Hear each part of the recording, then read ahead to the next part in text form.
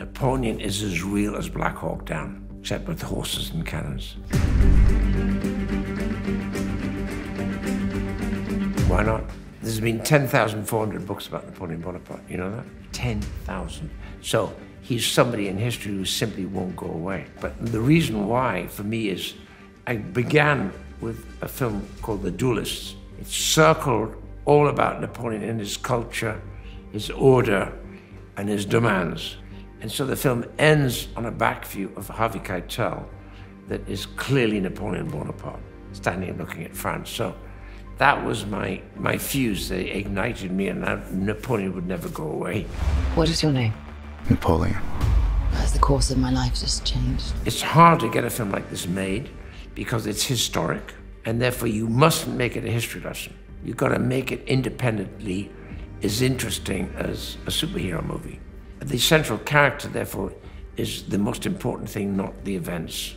The character first, then the events, not the events before the character. A lot of superhero movies are all about the events, less about the character. I promise you brilliant successes.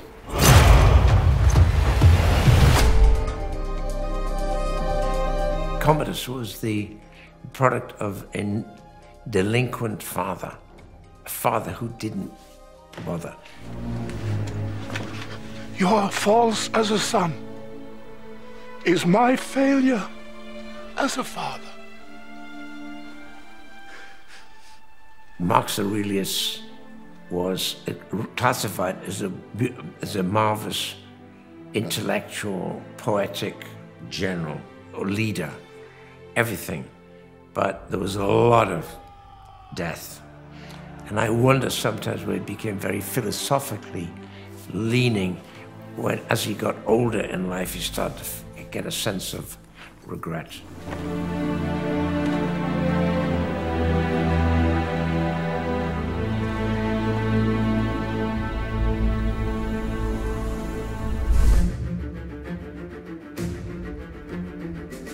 Black Hawk Down was specific.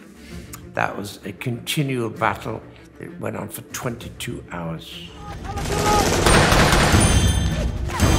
Draw fire! When this asshole stops to reload, cover me! Go! Sir! That is a story about something very specific.